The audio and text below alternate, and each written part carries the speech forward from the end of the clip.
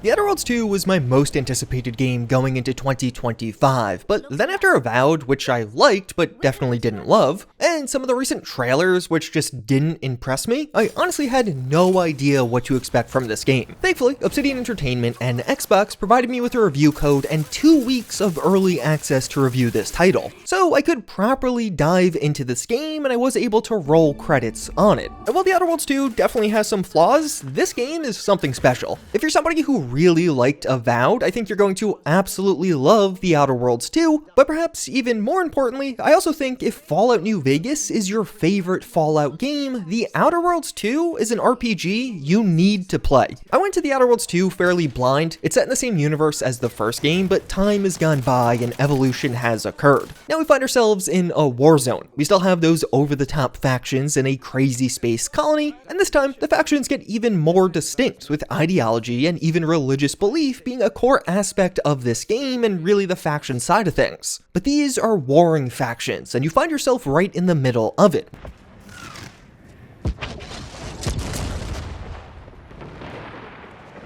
Oh, damn, what was that?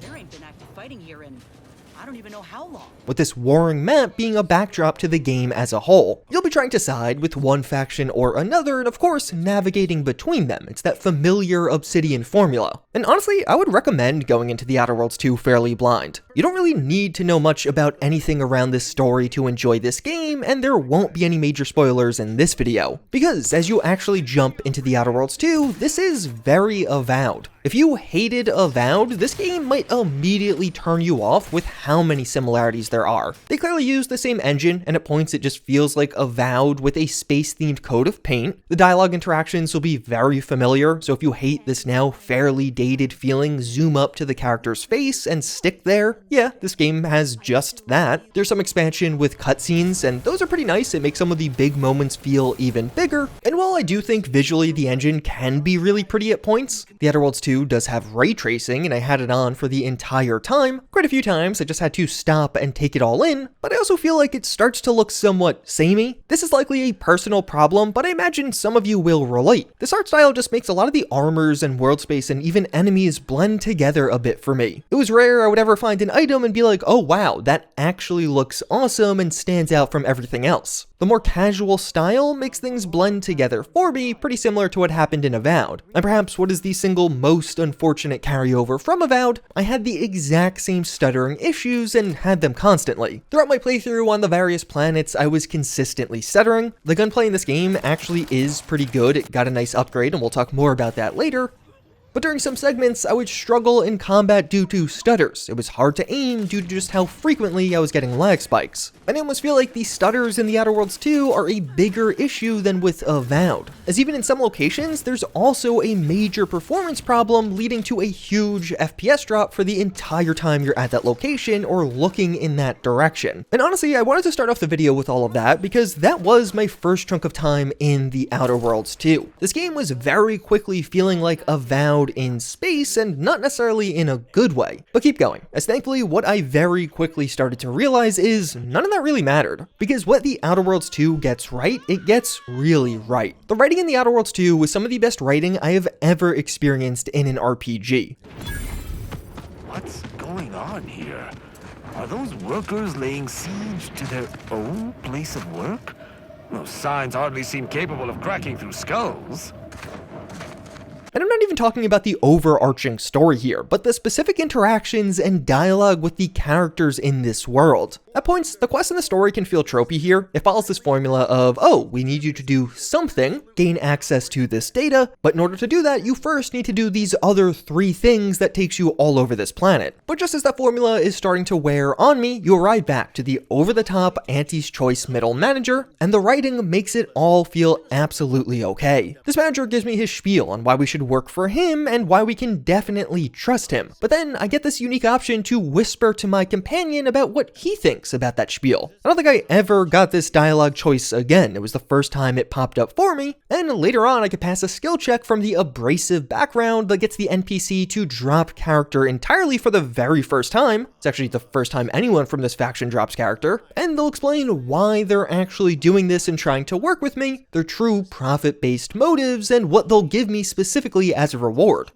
Consistently in The Outer Worlds 2, you go into a situation expecting the predictable or tropey, and the exceptional writing comes in and totally changes that scenario, or other times ends up swaying you completely. More than once, I arrived to the big bad and heard out their plan and motives and actually found myself convinced to their ways, and now totally conflicted on what path I actually want to take forward. I had multiple characters successfully convince me to change my opinion or course of action during this game, and I think that's a real testament to how well written it is. And a massive part of this is the really cool remembrance mechanic. When you make big claims or promises to other characters in The Outer Worlds 2, this could be your companion or just another NPC, a pop-up will appear indicating that your decision there will be remembered. The characters in this game have a ton of depth to them, so ended up really caring about these things. You end up caring about these characters. So suddenly, as I'm at that stage, making the big choice one way or another, I'm starting to factor in how it impacts others in this world, the other people I've met, and that's a level of immersion that most other games simply can't achieve. A really common one is an NPC asking you to hear out or try to convince a character to your side. Basically talk to them before just killing them. So all of a sudden, you're naturally and organically hearing out this person's argument, actually listening to what they're saying because you want to persuade them to get the best possible outcome with this other NPC, but then as you're hearing the NPC out, you might find that, oh, they're not actually just the bad guy blowing up this location, they're actually trying to blow up this location to stop it from polluting the local village of homeless children. So all of a sudden, you have this very organic interaction where you're being persuaded by the characters in this world because you actually care what they think. Early on, I promised to find some items for a gate guard who let me into this facility as a result. I completely forget about him, and 10 hours plus later into the game, I encounter him again and he was pissed. He remembered I promised to get him those items and I never got them. Presumably, if you actually succeed on that quest, he would have immediately helped you out here, while conversely for me, he was immediately aggressive. And if you promise a character one thing and go against it, they'll be pissed. At one point, I made a promise to help out the town of my companion, but later on ended up siding against them. This enraged her and makes her leave my party entirely. And part of what makes this so fun is this is a very reactive world, so oftentimes you are forced into these choices that other NPCs will remember and care about. Companions are a massive part of The Outer Worlds too, largely because they feel like proper characters here. At one point in the story, I was talking to a faction member who fought against my super soldier companion in the ongoing war. She's a super soldier and quite formidable, so as I'm in that dialogue with the NPC, they almost immediately get intimidated as they recognize who I'm traveling with. A bit later on, I'm meant to meet with a certain faction leader, but they're not letting me inside the faction base at all because my arbiter companion is a member of the enemy faction. So you have to make this decision. Do you send away your companion or just ignore all of this and enter anyway? I'm... what? Emotional support? You know, that has a nicer ring to it than I'd have surmised. I've never been emotional support before. As likely as I find that theory, we have rules and regulations for a reason. We are at war, you might have noticed. Also, as I'm trying to get around this NPC blocking my access, they get increasingly hostile as I keep trying to find ways to sneak in, even eventually prompting a violence dialogue option, and for context, returning to the space without the companion yields no dialogue at all. Presumably, most players won't even know this interaction exists. And a big part of this is you're going to help shape some of your companions. Niles is the first companion you meet right from the start of the game, and he really became my ride or die for my playthrough. Early on, I mentioned to Miles that he should really focus on looking out for himself instead of the faction as a whole, and he ended up remembering that choice. So about 10 to 15 hours later into the game, during Niles' second companion quest, this leads to a potential conflict with a longtime friend of Niles. But now, Niles' reaction here is based off my initial choices. I told him to look out for himself, so now he's evaluating his friend and their decisions based off that. And just as a good example of how insanely well written these characters are, after this quest, Niles ends up reflecting on the experience with his friend, and even relates it back to the past main quest we did together. At the time of that quest, Niles thought this other character was despicable. But now, after this companion quest and some reflecting, he mentions how he better understands how she got there, and doesn't necessarily blame her as much for her choices. Tons of stuff like this pops up in the Outer Worlds 2 that just make these NPCs feel so much more alive than your average Twitter user. And the companions in this game are upgraded in more ways than one. They have all sorts of abilities and of course their own quest lines, but also just a deeper degree of relevance in this world. At one point, I land on this planet and have to get around a big wall. There are numerous quest objectives for paths forward. But since my companion Tristan is from this planet, he actually knows of a secret passageway off to the side in the Matriarch's tomb. This was one of his faction bases, and even exploring it led to a ton of special dialogue with him. Commander. Oh, I see. You must have noticed a spot of dust on that artifact and taken it for cleaning. Good initiative.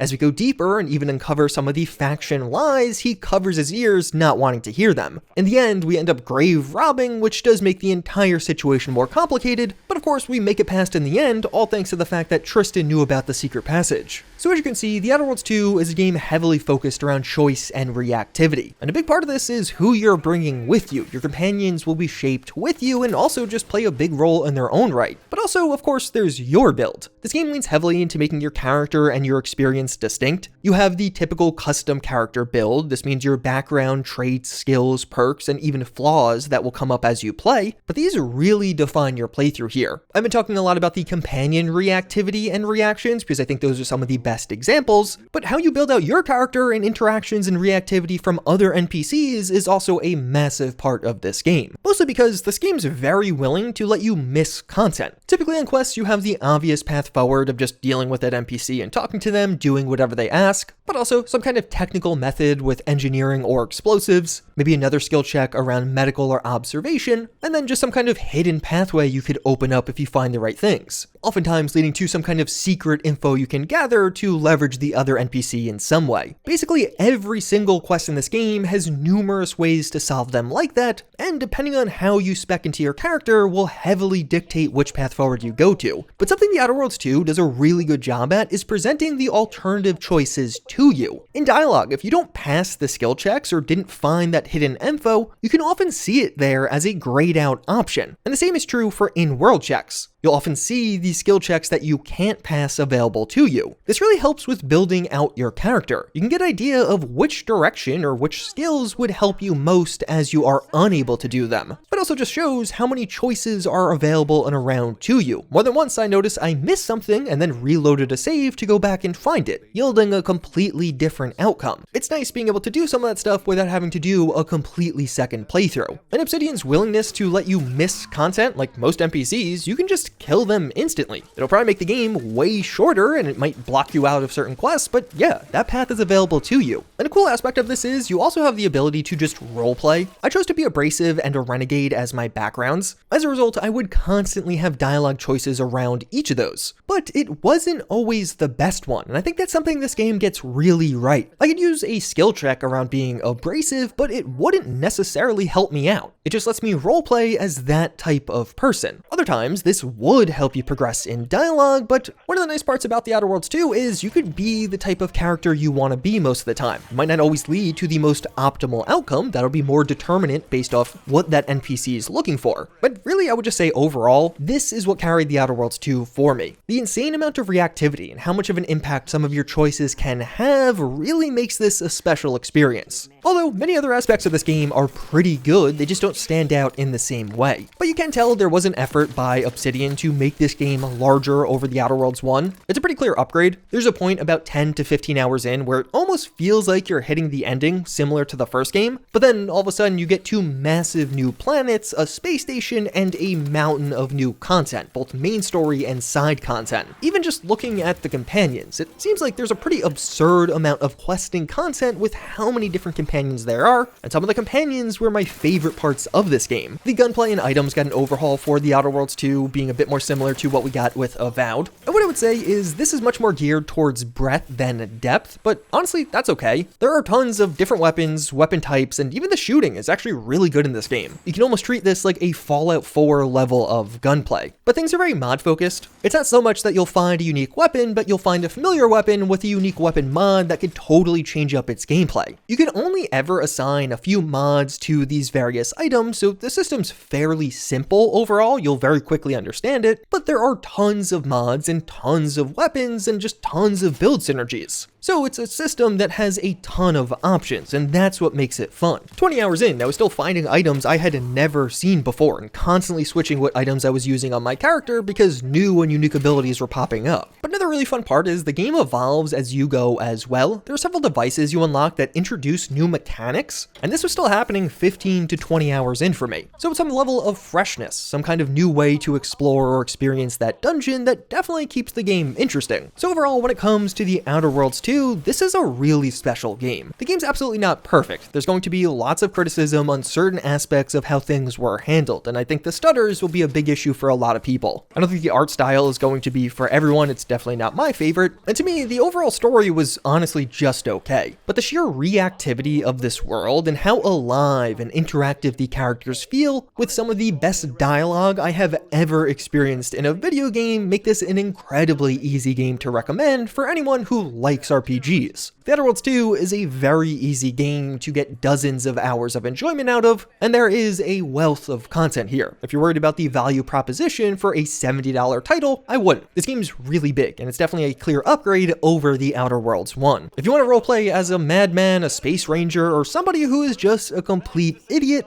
this is the game for that, and to me, it really does feel like a return to form for Obsidian. This makes me much more excited about whatever they're working on next. But with that in mind, hopefully you enjoyed my review, and I do have a lot more Outer Worlds 2 content coming, so get subscribed for that.